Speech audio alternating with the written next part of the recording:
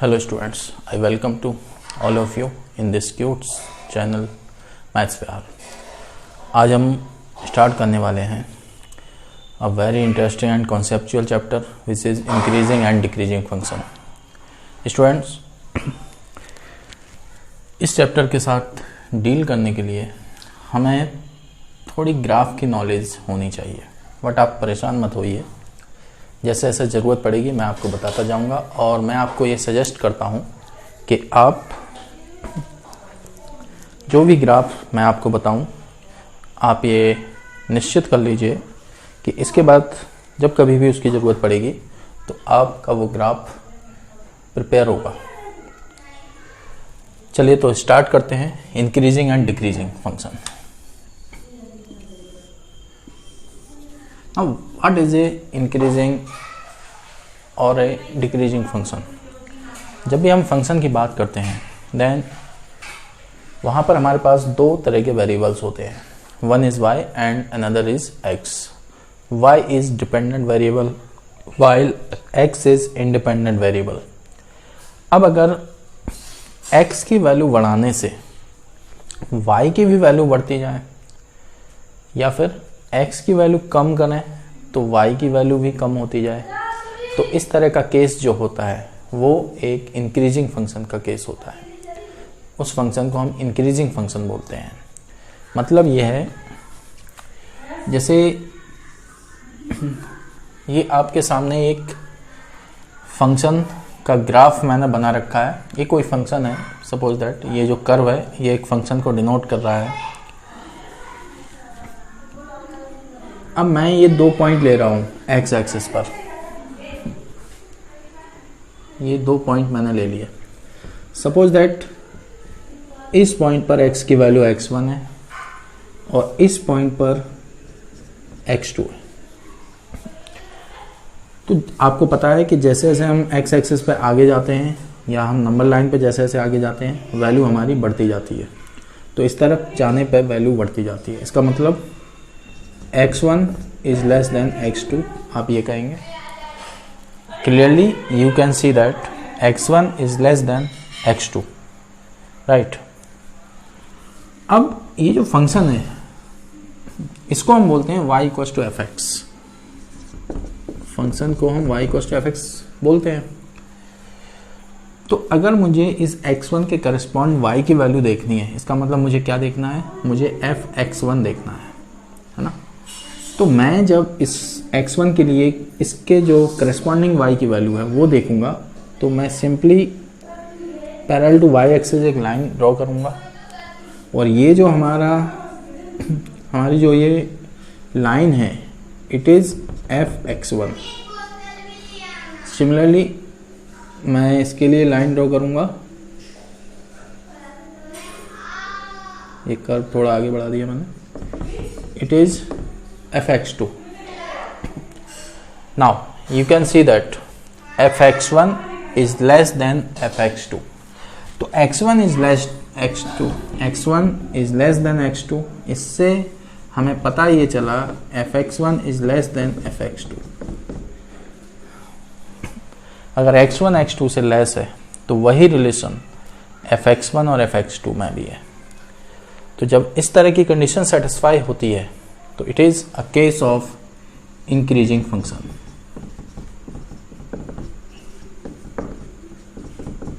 It is a case of increasing function. You can सी ये function height gain करेगा, जैसे जैसे हम आगे बढ़ेंगे ये हाइट गेन करता जाएगा। मतलब हम जैसे जैसे x को बढ़ाएंगे y की वैल्यू भी बढ़ती जाएगी, फंक्शन की वैल्यू भी बढ़ती जाएगी। तो this kind of function is called increasing function. Another example देखते हैं।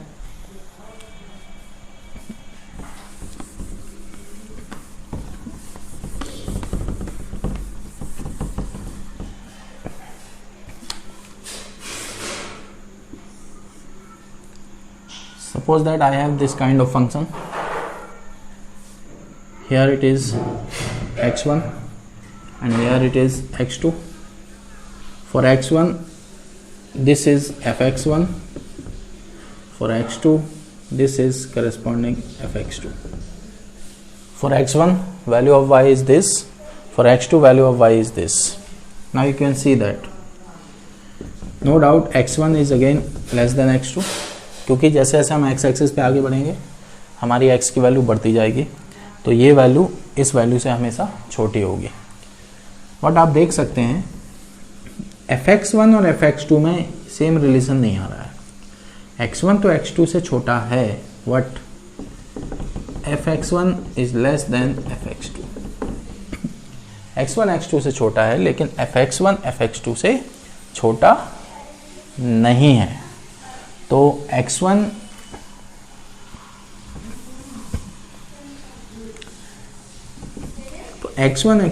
इज लेस देन x2, आप देख सकते हैं। इससे इंप्लाइज क्या हो रहा है, fx1 is greater then fx2। तो ये इनइक्वालिटी रिवर्स हो रही है ना। आप चाहो तो नीचे लिख दियो fx1 is greater then fx2, ऐसे लिख लीजिए। तो it is a case of decreasing function, decreasing function. आप देख सकते हैं जैसे जैसे हम x की वैल्यू बढ़ाएंगे y की वैल्यू कम होती जा रही है। देखिए फंक्शन फॉल करता जा रहा है, इसका मतलब y की वैल्यू कम हो रही है, ठीक है। तो it is a case of decreasing function. अभी हम कुछ ऐसे एग्जांपल्स लेंगे जिनमें हम इन्हीं प्रॉपर्टीज को अप्लाई करके रिजल्ट पता करेंगे, राइट। इसके बाद इसको हम कनेक्ट करेंगे डिफरेंशिएशन से, डिफरेंशियल कोफिशिएंट से, और कुछ उसके भी प्रॉब्लम्स हम देखने वाले हैं। तो सबसे पहले एक क्वेश्चन आपके सामने आ रहा है, fx equals to log x। This is a function. Question is prove that this function is increasing on 0 to infinite। You have to prove that this function is increasing in this interval 0 to infinite। तो देखिए हम क्या करेंगे, late x1 x2, सबसे पहले तो हम x की दो वैल्यू एज्यूम करेंगे और वो दोनों वैल्यू इसी इंटरवल में होंगी, belongs to, we have taken two values of x, x1 and x2 belongs to this interval 0 to infinite, such that x1 is less than x2, such that x1 is less than x2। इस तरह से हमने ये दो value ले ली हैं। आप देख सकते हैं कि ये पॉजिटिव रियल नंबर्स हैं, इंटरवल्स है, ओपन इंटरवल 0 to infinite। तो आप कह सकते हैं इंटरवल्स मतलब रियल नंबर्स, तो ये पॉजिटिव x1 x2 दोनों आपके पॉजिटिव नंबर्स हैं, रियल नंबर्स हैं। Now if x1 is less than x2 then log x1 will be less than log x2। क्यों, ऐसा क्यों? आप देखिए log के बेस में e है which is greater then 1। log का जो बेस है वो ग्रेटर देन 1 है। यहां पे अगर बेस log का ग्रेटर देन 1 होता है तो छोटी वैल्यू का जब आप log लेंगे तो आपको छोटी वैल्यू मिलेगी, बड़ी वैल्यू का log लेंगे तो आपको बड़ी वैल्यू मिलेगी। इस पर ध्यान देना है, बेस पे ध्यान देना है।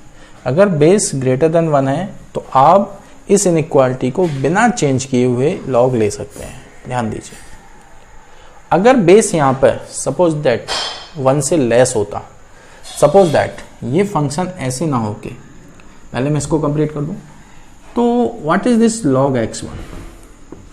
It is fx1। देखिए अगर मैं इसमें इस फंक्शन में x की जगह x1 रख दूं तो fx1 क्या बन जाएगा, log x1। तो मैं log x1 को fx1 बोल सकता हूँ। सिमिलरली मैं इसको fx2 बोल सकता हूँ। x1 लेस देन x2, इससे इम्प्लाइज हो गया fx1 is less than fx2। तो ये इनइक्वालिटी रिवर्स तो नहीं हुई ना। तो it is increasing function, increasing function. देखिए x जो है वो इस इंटरवल में है, ऑब्वियसली उसे होना पड़ेगा क्योंकि x एक पॉजिटिव रियल नंबर ही होगा। इधर पे x किस जगह बैठा हुआ है, x बैठा हुआ है log के नंबर की जगह, और log का नंबर कभी नेगेटिव नहीं हो सकता है। Of course it can not be equals to 0, log का नंबर कभी 0 भी नहीं हो सकता है। That's why they have taken this interval. Actually में जब भी हम log x की बात करते हैं तो ये हमारा डोमेन होता है, मतलब x को इसी इंटरवल में होना होगा। ठीक, अब मैं आपसे ये कह रहा हूं कि अगर यहाँ पर बेस e ना होके कुछ और होता, सपोज दैट हमारा फंक्शन कुछ इस तरह से होता, now you can see that I have taken this base less than 1। It is clear that मुझे जो log का बेस लेना होगा वो या तो मैं 0 और 1 के बीच में ले सकता हूं या मैं 1 से बड़ा ले सकता हूं। मतलब when you are talking about base of logarithm then you must have to take it in between 0 and 1 or greater than 1। मतलब या तो आप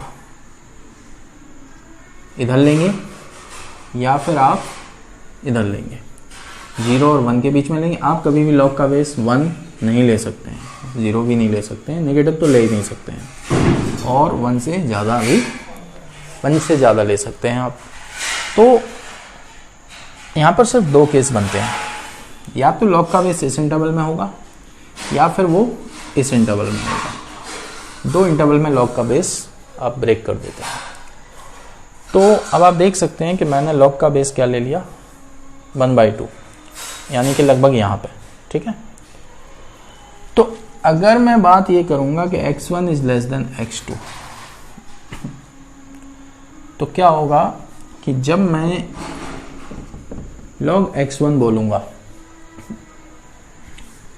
और अगर बेस में 1/2 रख रहा हूं और मैं इसका भी log ले रहा हूं, और अगर मैं बेस 1/2 रख रहा हूं तो मुझे ये रिवर्स करना होगा। वैल्यू अगर छोटी है तो उसकी log बड़ी होगी, if base is less then 1, ये इनइक्वालिटी रिवर्स हो जाएगी। ठीक है, आप देख सकते हैं इस केस में ये एक डिक्रीजिंग फंक्शन हो जाएगा क्योंकि ये इनइक्वालिटी इसकी रिवर्स हो रही है। अब आप कह रहे हैं सर हम कैसे मान लें, तो इसके लिए मैं आपको log x का ग्राफ बना के बता देता हूँ। दोनों ग्राफ को आप देख सकते हैं, कंपेयर कर सकते हैं, और इन ग्राफ्स को आप हमेशा के लिए प्रिपेयर कर लीजिए। अब चलिए मैं इसको हटा देता हूँ, ऊपर बनाता हूँ थोड़े।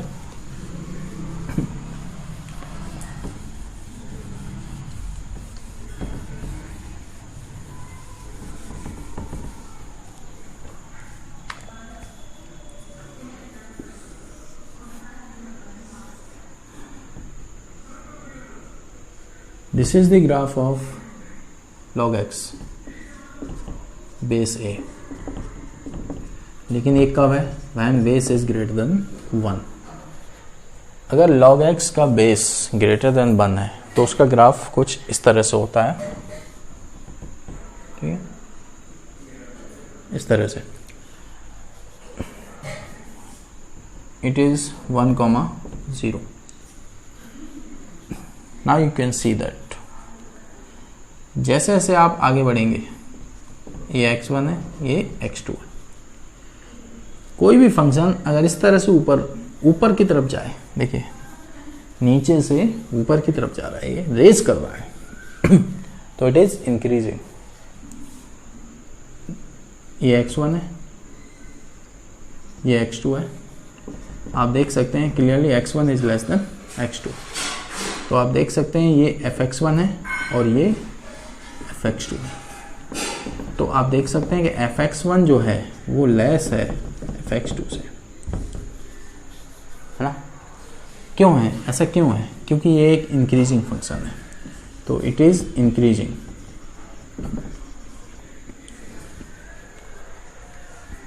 अगर आप यहाँ पे बात करेंगे, ये x1 है, ये x2 है। Once again x1 is less than x2 है।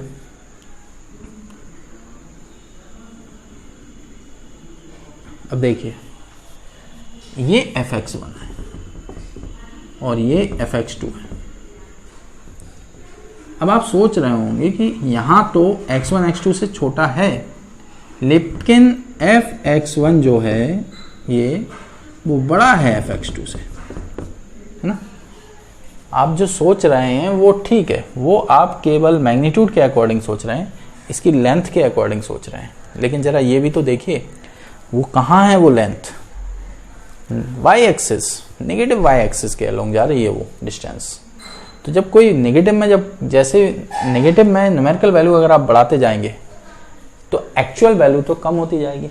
जैसे मान लीजिए माइनस में मेरे पास 2 है, मैंने न्यूमेरिकल वैल्यू माइनस में ही रख के इसको बढ़ा दी, -3 कर दी। अब आप क्या कहेंगे कि ये बढ़ गया, न्यूमेरिकली तो ये बड़ा है, लेकिन माइनस लगा होने की वजह से ये वैल्यू कम कहलाएगी इससे। तो ये जो लेंथ है ये एक्चुअल में क्या बता रहा है, ये मैग्नीट्यूड को बता रहा है, लेकिन ये नेगेटिव होने की वजह से इसको आप कम ही बोलेंगे, fx1 को fx2 से कम ही बोलेंगे आप, ठीक है।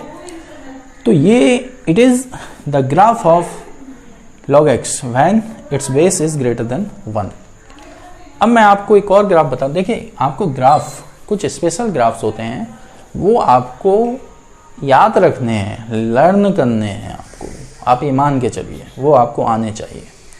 आपको उन्हें प्लॉट नहीं करना, आपको डायरेक्ट, मतलब आपको उनको बनाना नहीं है वैल्यू पुट कर करके, आपको डायरेक्ट उनको ड्रॉ करना है और उस हिसाब से आपके आइडियाज़ आएंगे, आपके क्वेश्चन सॉल्व हो जाएंगे। तो आप इसको ध्यान रखिए, डरना नहीं है आपको। अब हम अगला ग्राफ बनाते हैं।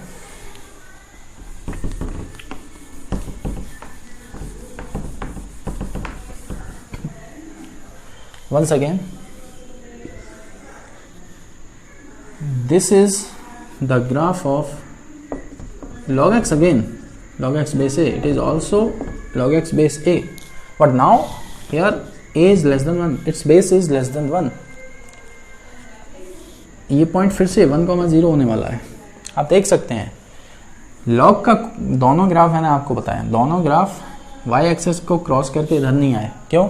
इधर x नेगेटिव हो जाएगा और x कहाँ है, लॉग के नंबर की जगह है, which can never be negative. ये दे आप देख सकते हैं। अब यहाँ पर मैं दो वैल्यू ले रहा हूँ, it is x1 and it is x2। Now you can see that this is fx1 and this is fx2.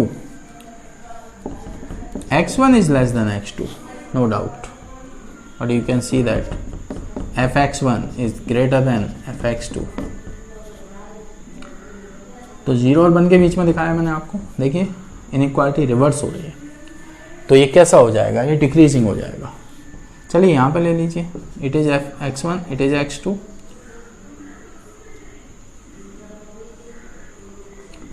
This is fx1 and this is fx2। Once again you can see that x1 is less than x2। Now what about fx1 and fx2? अब fx1 magnitude wise तो छोटा है ना, लेकिन negative में। चलिए magnitude की ही बात कर लेते हैं। मान लीजिए मैं कह दे रहा हूँ कि इसकी जो लेंथ है वो 2 है और इसकी लेंथ मान लीजिए मैंने कह दिया कि 3 है। Of course 2 is less then 3, है ना। लेकिन एक बात बताओ, क्या ये नेगेटिव में नहीं है, y की वैल्यू नेगेटिव नहीं है, नीचे की तरफ है। तो अगर मैं -2 बोलूँगा तो -2 इधर माइनस, ये अगर ये -2 होगी और ये -3 होगी। अब कौन छोटा है बताइए आप, बड़ा कौन कहलाएगा? ये बड़ा नहीं हो जाएगा, बताइए। ये देखिए, और ये क्या है, fx1 है, ये क्या है, fx2 है। तो देखिए अब आप fx1 fx2 से बड़ा है, x1 तो x2 से छोटा है, लेकिन fx1 fx2 से बड़ा है। तो it is a decreasing function, right. इस तरह से हम चीज़ों को ऑब्जर्व करते हैं।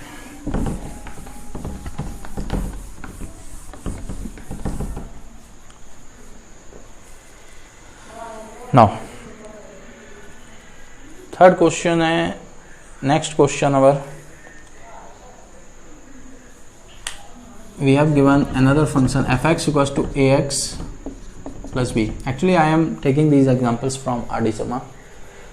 To understand this chapter properly we need more examples, more questions, conceptual question in fact, so that we can understand properly this chapter. But NCERT से शायद वो डिमांड फुलफिल नहीं हो पाती है इस टॉपिक में, मैंने ये महसूस किया है। तो मैं आपको NCERT भी सॉल्व कराऊंगा और इस टॉपिक से रिलेटेड कुछ अच्छे क्वेश्चंस R.D. Sharma से भी कराऊंगा। This is a function fx equals to ax plus b where a b are constants and a is greater than 0। ये गिवन है कि a is greater than 0। We have to prove that this is an increasing function on r real number. x के किसी भी रियल value के लिए it is an increasing function, we have to show that. ठीक है, अब देखिए बात हो रही है रियल नंबर्स की, तो late x1 x2 belongs to r। हमने दो रियल नंबर इस तरह से ले लिए कि x1 is less than x2, right. अब देखिए x1 x2 से लेस है। अब मैं इन दोनों को a से मल्टीप्लाई करने जा रहा हूं, ax1 लेस देन ax2।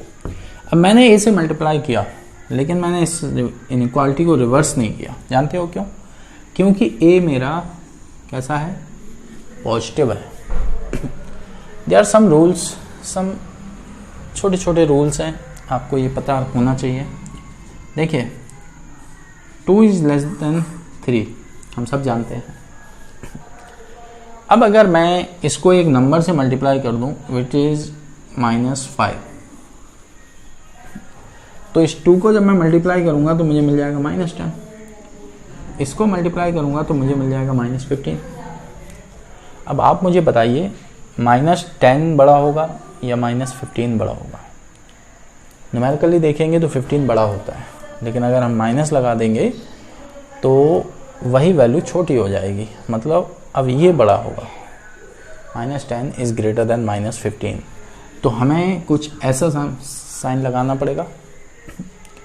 तो यू कैन सी दैट मैंने जब इस इनइक्वालिटी में एक नेगेटिव नंबर से मल्टीप्लाई किया तो मुझे इसको रिवर्स करना पड़ा। ये 11th क्लास में लीनियर इनइक्वालिटी चैप्टर जो हमने पढ़ा है वहाँ पर हम अच्छे से देख चुके हैं। बट अगर मैं इसको +5 से मल्टीप्लाई करता तो ये क्या मिलता, 10 और ये मिलता 15। तो इनइक्वालिटी अपनी जगह सही है, उसको रिवर्स करने की कोई ज़रूरत नहीं है, राइट। तो यहाँ पर a क्या है, greater than 0, a positive number, so we can multiply it without reversing inequality, right. अब मैं +b करने वाला हूं दोनों तरफ। b भी एक कांस्टेंट है, पॉजिटिव नेगेटिव हो कोई फर्क नहीं पड़ता, क्योंकि हम इसको ऐड कर रहे हैं ना कि मल्टीप्लाई कर रहे हैं। और अगर मैं इस वैल्यू को fx1 बोल दूं और इसको fx2 बोल दूं तो आपको कोई प्रॉब्लम तो नहीं है। देखिए अगर मैं fx1 बोलूँगा तो ax1 प्लस b आएगा, fx2 बोलूँगा तो ax2 प्लस b आएगा, वही रखा है। तो x1 is less than x2, इससे इम्प्लाइज क्या हो गया, fx1 is less than fx2। Inequality same I, therefore it is an increasing function.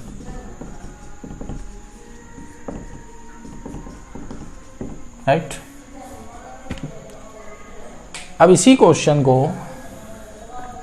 अगर वो इस तरह से कह देते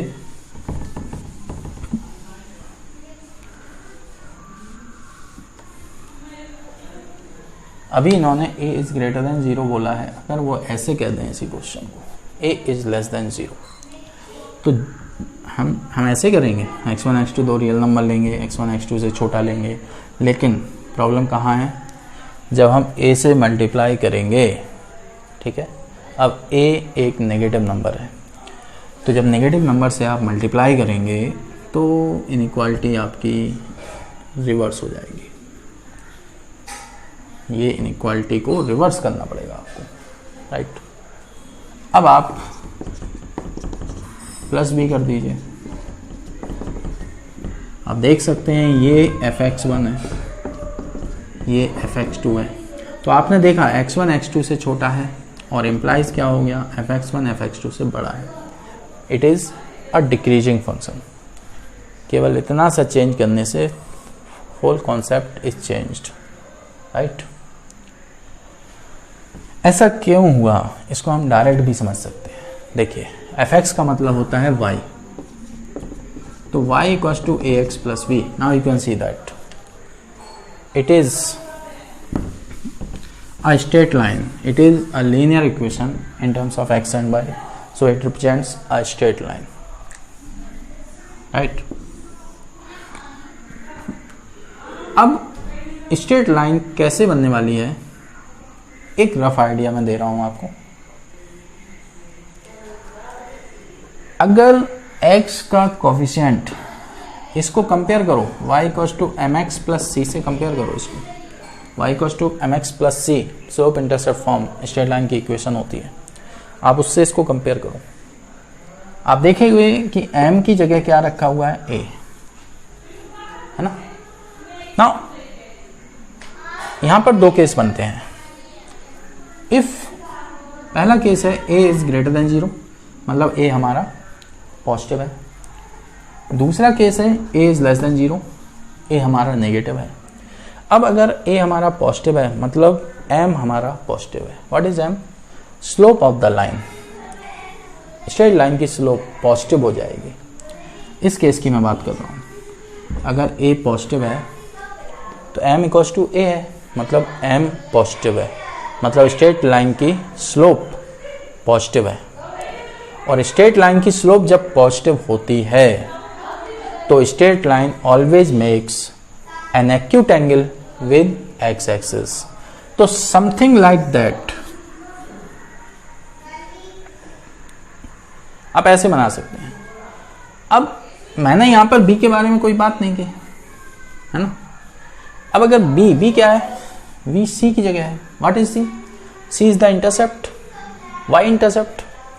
तो अगर b हमारा पॉजिटिव है तो ये स्ट्रेट लाइन y एक्सिस को पॉजिटिव डायरेक्शन में कट करेगी, और अगर हमारा c नेगेटिव है तो ये स्ट्रेट लाइन y एक्सिस को नेगेटिव डायरेक्शन में कट करेगी, क्योंकि y इंटरसेप्ट नेगेटिव हो जाएगा। तो समथिंग लाइक दैट ऐसे जाएगी वो।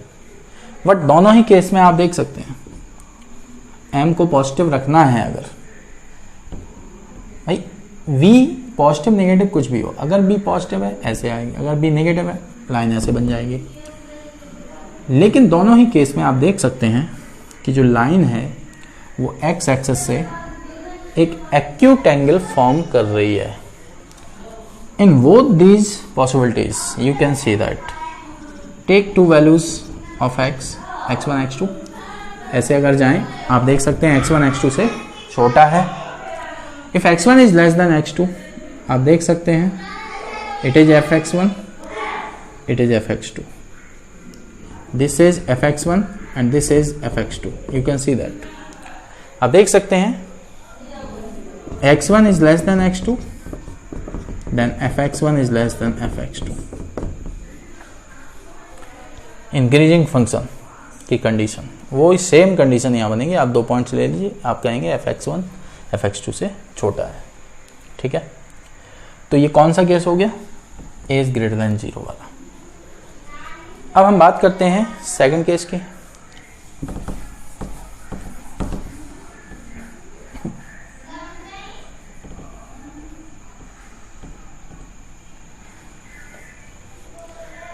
सेकंड केस की हम बात करते हैं। Second case a is less then 0, a हमारा नेगेटिव है। वंस अगेन m अगर ये नेगेटिव है तो m आपका कैसा हो गया, नेगेटिव।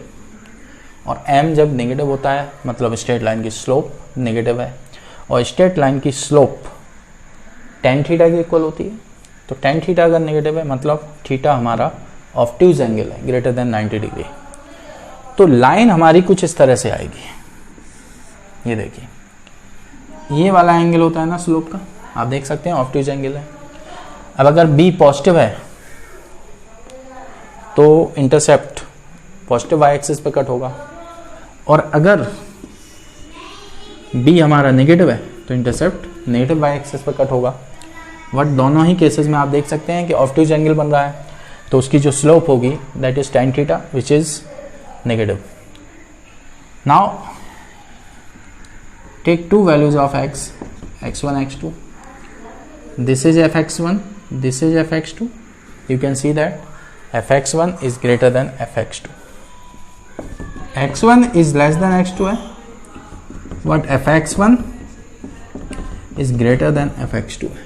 आप देख सकते हैं ये लेंथ इस लेंथ से ज़्यादा है और पॉजिटिव साइड है, that's why fx1 is greater than fx2, so it converts into a decreasing function.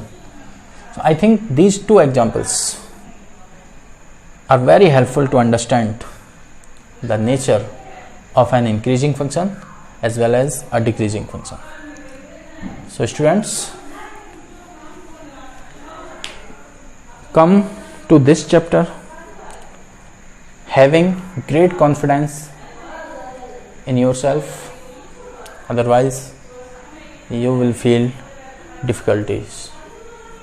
But be confident, अपने आप पे आप भरोसा कीजिए, और इस चैप्टर में हम धीरे धीरे आगे बढ़ेंगे, है ना, और आप देखेंगे स्लोली आपके सारे कॉन्सेप्ट्स मजबूत होते जाएंगे। बस एक बात ध्यान रखना कि जो भी ग्राफ मैं आपको बता रहा हूँ उनकी आप प्रैक्टिस करें, उनको आप अपने आप को भूलने ना दें, वो बहुत इम्पोर्टेंट है। क्योंकि ग्राफ्स एक बार अगर हम बना लेते हैं किसी क्वेश्चन में, in fact we will be very lucky. सही बात तो यह है, हम बहुत लकी होते हैं अगर कोई ऐसा क्वेश्चन दे रखा है जिसका ग्राफ बन जाता है, जिसका ग्राफ हम बना लेते हैं। क्योंकि जब ग्राफ बन जाता है तो सारी चीज़ें एकदम से ट्रांसपेरेंट हो जाती हैं। वेदर हम पता कर सकते हैं इट इज़ कंटिन्यूअस और नॉट, हम पता कर सकते हैं इट इज़ डिफरेंशिएबल और नॉट, हम पता कर सकते हैं कि इट इज़ इंक्रीजिंग और डिक्रीजिंग, हम पता कर सकते हैं इट इज़ 1 1 मैनी 1, फंक्शन 1 1 है या मैनी 1 है, हम पता कर सकते हैं where is its maximum point, where is its minimum point. ये सारे आंसर एक साथ एक ही बार में हमें मिल जाते हैं जब हम इसका ग्राफ बना लेते हैं। तो इतनी सारी चीज़ें एक ही चीज़ से क्लियर हो रही हैं, तो वो तो बहुत इम्पोर्टेंट हो जाता है ना, और मिनटों में क्वेश्चन सॉल्व हो जाते हैं। अगर आपने पहले प्रिपेयर नहीं किए हैं, बट कोई परेशान होने वाली बात नहीं है, जो चीज़ें आपके सामने आते जाएं आप तैयार रहिए उनको एब्जॉर्ब करने के लिए, उनको प्रिपेयर रखने के लिए। चलिए अब आगे बात करते हैं। नेक्स्ट है fx equals to 1/x। We have to show that this function is also an increasing function, a decreasing function in this interval. fx equals to 1/x is a decreasing function in this interval. आप देख सकते हैं 0 to infinite positive value. Once again we will start with two values of x, x1 x2 both belongs to 0 to infinite, such that x1 is less than x2. x1 is less than x2, right? अब आप देखिए अगर x1 x2 से छोटा है और मैं करने जा रहा हूं इनका रेसिप्रोकल, मैंने x1 की जगह 1/x1 कर दिया, x2 की जगह 1/x2 कर दिया। अब क्या होगा, क्या हम ऐसा ही साइन लगाएंगे? अगर ऐसा लगाएंगे तो गलत हो जाएगा। क्यों? देखिए आप, देखिए 2 3 से छोटा है, नो डाउट छोटा है। मैं दोनों के रेसिप्रोकल कंपेयर करने जा रहा हूं, अब आप मुझे बताइए, आप 1/2 को छोटा बोलेंगे या 1/3 को छोटा बोलेंगे? 1/2 0.5 आता है, ये 0.3 आता है, 0.3 समथिंग आएगा। अब आप बताइए कौन बड़ा है? 1/2 बड़ा है। मतलब क्या होगा? एक नंबर दूसरे नंबर से छोटा था, लेकिन जब उनके रेसिप्रोकल्स कंपेयर किए गए तो छोटे वाले नंबर का रेसिप्रोकल बड़े वाले नंबर के रेसिप्रोकल से बड़ा हो गया। तो जब हम रेसिप्रोकल कर देंगे तो इसका साइन चेंज हो जाएगा। तो अब तक हमने दो चीज़ें सीख ली हैं। अगर हम किसी नेगेटिव नंबर से मल्टीप्लाई करते हैं तो इनइक्वालिटी हमारी रिवर्स हो जाती है, और अगर हम रेसिप्रोकल करते हैं तब भी वो रिवर्स हो जाती है। 1/x1 1/x1 को आप fx1 कह सकते हैं, इसको आप fx2 कह सकते हैं। तो आप देख सकते हैं x1 x2 से छोटा था, बट fx1 fx2 से बड़ा हो गया। It shows that this function is a decreasing function, reverse हो रही है इनइक्वालिटी। अच्छा, ये इसलिए हुआ क्योंकि ये पॉजिटिव नंबर्स थे, ठीक है, ये बात ध्यान रखना। चलो आगे बढ़ते हैं।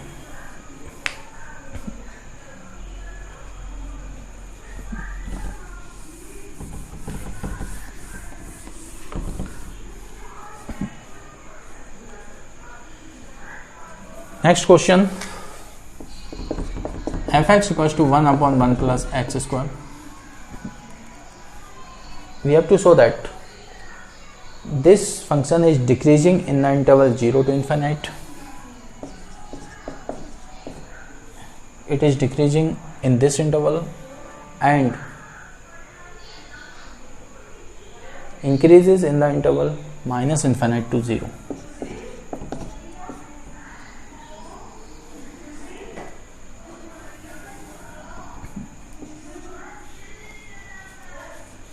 मतलब ये इस फंक्शन की इंक्रीजिंग डिक्रीजिंग ये बातें आपको चेक करनी है दो इंटरवल्स में, 0 to इन्फाइनाइट के लिए और माइनस इन्फाइनाइट से 0 के लिए।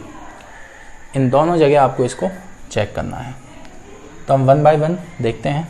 सबसे पहले हम क्या करते हैं, इसको सॉल्व करते हैं। तो हम यहाँ पर दो वैल्यू लेंगे x की, x1 x2।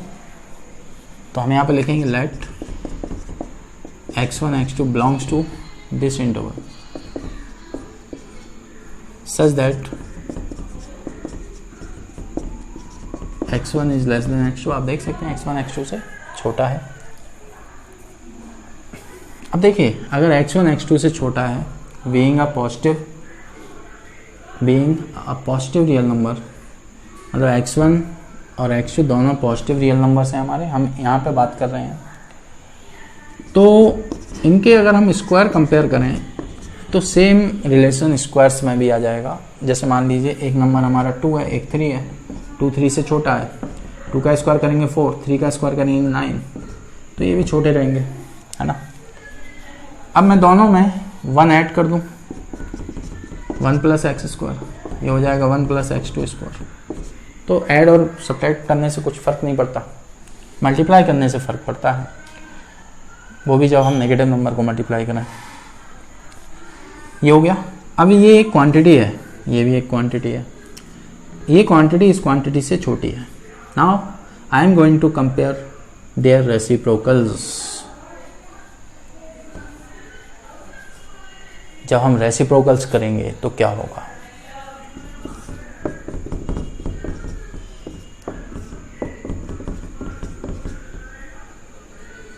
क्या ये सही लिखा है? नहीं, इसको रिवर्स होना होगा।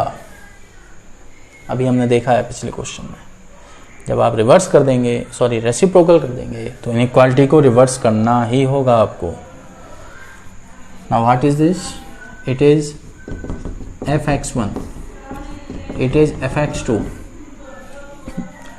You can see that x1 is less than x2 while fx1 is greater than fx2. It is a decreasing function clear ना? देखिए इस प्रॉपर्टी को यूज करके x1 is less than x2, इसको यूज करके जब क्वेश्चन हम सॉल्व करते हैं ना, तो बहुत सारे छोटे छोटे कॉन्सेप्ट्स, बहुत छोटी छोटी चीजें जो बहुत इंपॉर्टेंट हैं वो हमें यूज करनी पड़ती हैं, which are very useful to us. वो हमें आनी चाहिए, बहुत इंपॉर्टेंट है ना, ये हमें आना चाहिए। अब देखिए हम आगे बात करते हैं। तो ये वाला केस हम देख चुके हैं, उसमें ये डिक्रीजिंग फंक्शन हो रहा है। अब इस केस की बात करते हैं, माइनस इनफाइनाइट से 0 तक। तो मैंने यहां पे x1 लिया, यहां पे x2 लिया, ठीक है। मैंने यहां पे x1 x2 लिया, तो जब हम नंबर लाइन पे चल रहे हैं, अगर हम x एक्सिस पे चल रहे हैं, नो डाउट x1 हमारा x2 से छोटा है। अब आप इसको भूल जाइए, इसकी बात करते हैं। x1 and x2 both are negative real numbers such that x1 is less than x2, ये तो क्लियर है। लेकिन एक बात बताओ, अगर मैं इनके स्क्वायर कर दूंगा तब भी इनइक्वालिटी क्या ऐसे ही रहेगी? नहीं रहेगी, रिवर्स हो जाएगी। देखिए ये इससे छोटा है, सपोज दैट ये -2 है और ये -3, ऐसे ही तो होगा भाई। हम कैसे चलते हैं, ये 0 है, इधर आते हैं -1, फिर इधर आते हैं -2, फिर इधर आते हैं -3, ऐसे होगा, है ना। तो सपोज दैट ये यहाँ है x2, x1 यहाँ, देखिए -3 -2 से छोटा है। समझ में आ रही बात? आप लिखेंगे -3 इज लेस देन -2, आप सही हैं। अब जरा इनके स्क्वायर करो, -3 का स्क्वायर करो, क्या हो जाएगा? 9। -2 का स्क्वायर करो, क्या आप बोलेंगे कि ये इससे छोटा है? गलत हो जाएगा ना, आपको रिवर्स करना पड़ेगा। When two negative numbers are being compared, then जब भी आप उनके स्क्वायर्स को कंपेयर करेंगे, हमेशा इनइक्वालिटी को आपको रिवर्स करना पड़ेगा। ये जो बातें मैं बता रहा हूं, आप इनको चाहें तो नोट कर सकते हैं, कभी यूज करना पड़े तो आप डायरेक्ट कर सकते हैं, एज ए रूल इनको आप ले सकते हैं, ठीक है। अच्छा ही अब देखिए जरा, अगर मैं 1 ऐड कर दूं तो इनइक्वालिटी पे कोई फर्क पड़ेगा क्या? नहीं पड़ेगा। फिर मैं रेसिप्रोकल कर दूं, फर्क पड़ेगा। अब इनइक्वालिटी रिवर्स करनी पड़ेगी। क्या ये fx1 है, क्या ये fx2 है? आप देख सकते हैं x1 x2 से छोटा है, लेकिन fx1 fx2 से बड़ा है। सॉरी, छोटे ही तो आया है ना। तो इनइक्वालिटी सेम चल रही है। आप देख सकते हैं क्या हुआ। अगर ये रिवर्स नहीं हुई इनइक्वालिटी तो ये कैसा हो जाएगा? इंक्रीजिंग हो जाएगा। So function is increasing in this interval. है ना मजेदार कॉन्सेप्ट? ठीक है, आप इसको ऐसे कर सकते हैं। हम इनका एक और मेथड पढ़ेंगे आने वाले टाइम में। हम इसको कॉन्सेप्ट को डिफरेंशिएशन से इंक्लूड कर देंगे, जोड़ देंगे, और फिर उससे हम इसको चेक करेंगे। तो आई थिंक इतने questions are sufficient to understand the concept of this chapter increasing decreasing functions. अब हम बात थोड़ी कर लेते हैं डिफरेंशिएशन के बारे में, which is very useful in solving good problems. Suppose that once again I am taking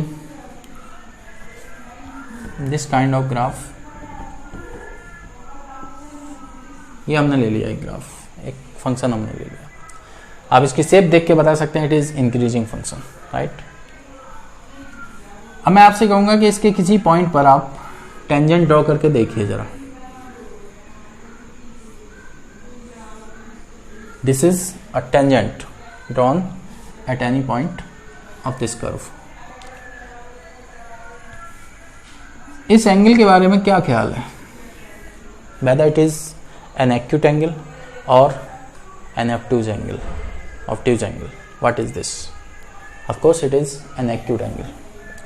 If this is an acute angle, तो इस एंगल की tan जो होगी पॉजिटिव होगी, और tan थीटा को हम बोलते हैं स्लोप. इसका मतलब ये जो टेंजेंट है इसकी स्लोप पॉजिटिव हो गई, और टेंजेंट की स्लोप को ही हम कैलकुलस में बोलते हैं dy by dx. What is dy by dx? It is f dash x. So for an increasing function, f dash x is always greater than 0. For an increasing function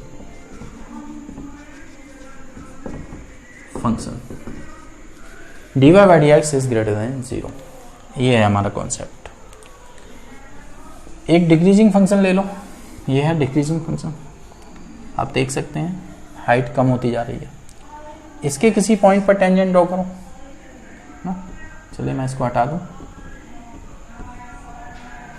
ये जो tangent है आप देख सकते हैं इसके स्लोप वाला angle कौन सा है? ये वाला, ये है. Of course it is N obtuse angle, और जब इस एंगल की हम tan लेंगे तो वो कैसी हो जाएगी? नेगेटिव हो जाएगी. सेकंड क्वाड्रेंट में tan नेगेटिव वैल्यू देता है, और इसका मतलब स्लोप जो है वो इसके लिए इस लाइन के लिए स्लोप कैसी हो जाएगी? नेगेटिव हो जाएगी. स्लोप को हम dy by dx मतलब f dash x बोलते हैं. तो ये किसके लिए आ गया?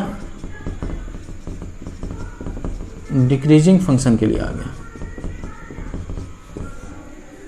तो इंक्रीजिंग फंक्शन के लिए f dash x पॉजिटिव होगा, डिक्रीजिंग फंक्शन के लिए f dash x हमारा नेगेटिव होगा. ठीक है. तो ये दोनों concept are very useful in solving major problems of this chapter, है ना. अब चलिए इन्हीं से अभी हमने कुछ क्वेश्चन सॉल्व किए हैं. ठीक है. जरा उन क्वेश्चंस को इसी कॉन्सेप्ट से करते हैं. एक छोटा सा क्वेश्चन लेते हैं. अभी हमने देखा f(x) = 1/x. Complete real numbers के लिए हमें इसको देखना है क्या. अभी हमने इसको सॉल्व किया है इस क्वेश्चन को. अब अगर मैं डिफरेंशिएशन पॉइंट ऑफ व्यू से देखूं, देखिए जब मैं ऐसे करूंगा ना तो आपको लगेगा ये सर ये तो बहुत सिंपल है, यही बता दिया होता. वो चीज़ें क्यों बताई? बट जितना हमें उन चीज़ों ने सिखाया उतना ये नहीं सिखाएगा. ये हमारे क्वेश्चन सॉल्व कराएगा, नो डाउट क्वेश्चन सॉल्व कराएगा, बट जितना उनसे सीखेंगे हम इनसे नहीं सीखेंगे. 1/x को डिफरेंशिएट करेंगे तो -1/x² हो जाएगा, है ना. अब आप देखिए इसको ऐसे लिख सकते हैं. अब देखिए स्क्वायर ऑफ एनीथिंग, आप x की जगह कुछ भी रख दीजिए. 1/x कुछ भी हो, पॉजिटिव हो या नेगेटिव हो, कुछ भी हो, उसका स्क्वायर तो हमेशा पॉजिटिव होगा ना. तो जब ये वैल्यू पॉजिटिव है तो माइनस से जब आप मल्टीप्लाई करोगे तो ये वैल्यू नेगेटिव हो जाएगी ना. और ये क्या है? ये है f dash x. f dash x कैसा हो गया? नेगेटिव. और जब f dash x हमारा नेगेटिव हो गया तो फंक्शन कैसा हो गया? डिक्रीजिंग. राइट. देख सकते हैं क्वेश्चन यही था, फंक्शन इज डिक्रीजिंग. राइट. ठीक है.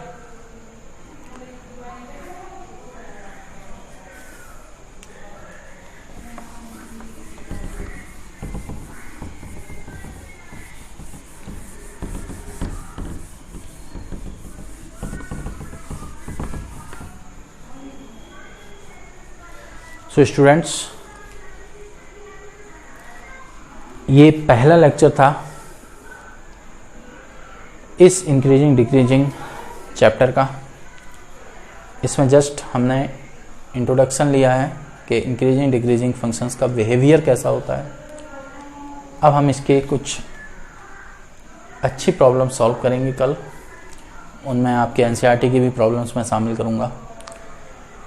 आप इस चैनल को सब्सक्राइब कर लीजिए और आपका सिलेबस कंप्लीट कराऊंगा, ये मेरा प्रॉमिस है. बस आप मेरे साथ जुड़े रहिए. So good luck and have a nice day.